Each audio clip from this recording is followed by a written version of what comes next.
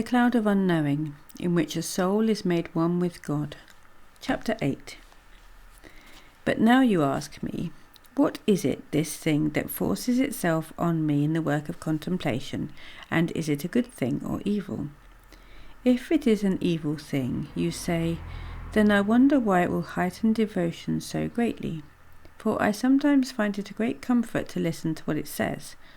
Sometimes I find it will make me weep bitterly for pity of Christ's passion, and sometimes for my sinfulness, and for many other reasons that seem to me very holy and do me great good. And therefore it seems that it cannot in any way be evil. And if it is good, and does me so much good with its sweet sayings, then I wonder greatly why you tell me to push it down away from me, so far below the cloud of forgetting. Now this certainly seems to me a well-put question, and so I shall try to answer it with what little skill I can. First, when you ask me what it is, this thing that forces itself so hard upon you in the work of contemplation, offering to help you in it, I say that it's a clear and penetrating insight from your natural intelligence, imprinted upon your reason within your soul.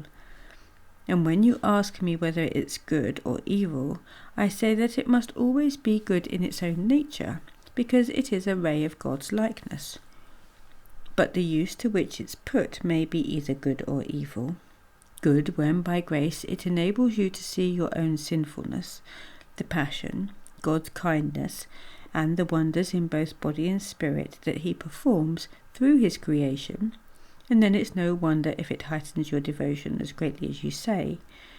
But its use is evil when it's swollen with pride, and with the ingenuity of great learning and bookish knowledge, as in the case of clerics, making them thrust themselves forward to be thought not humble scholars and masters of divinity or devotion, but proud scholars of the devil and masters of vanity and falsehood. And in other men or women, whether they live religious or secular lives, the use and effect of this natural intelligence is evil when it's puffed up with proud and ingenious arguments about worldly matters and fleshly thoughts, coveting worldly honours, possession of wealth, empty pleasure, and flattery of others. When you ask me why you are to push it down below the cloud of forgetting, since it's true that it is good and in its kind, and moreover when used well it does you so much good and heightens your devotion so greatly, my answer is that you must clearly understand that there are two ways of life within the Church. One is active and the other contemplative. The active is the lower and the contemplative is the higher. Active life has two levels, a higher and a lower, and a contemplative life has two levels, a higher and a lower. And these two lives are so linked together that though they differ in some respects, neither of them may be attained without some part of the other, because that which is the higher part of the active life is at the same time the lower part of contemplative life. Thus you cannot be fully active unless you are partly contemplative, nor can you be fully contemplative, as far as that is possible on earth, unless you are partly active. The nature of active life is such that it both begins and ends in this life, but this is not so with contemplative life, for it begins in this life and will last without end, because the part that Mary chose shall never be taken away. Active life is troubled and harassed about many things, but contemplative life sits at peace with one thing. The lower part of active life consists of good and honourable corporal works of mercy and charity.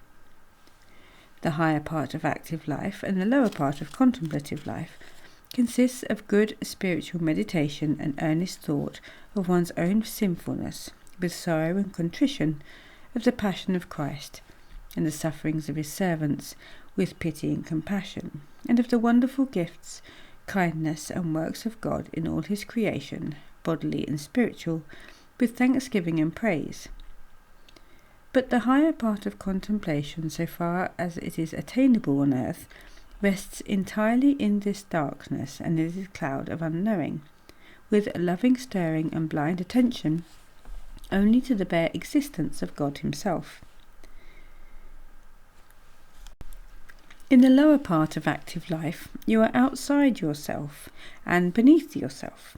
In the higher part of active life and the lower part of contemplative life, you are within yourself and level with yourself. But in the higher part of contemplative life, you are above yourself and below your God. You are above yourself because you are determined to get by grace to where you cannot come by nature. That is to say, to be bound to God in spirit and in singleness of love and harmony of will. Just as to human understanding, it is impossible for someone to reach the higher part of active life without giving up the lower part for a time, so someone will not be able to reach the higher part of contemplative life without giving up the lower part for a time.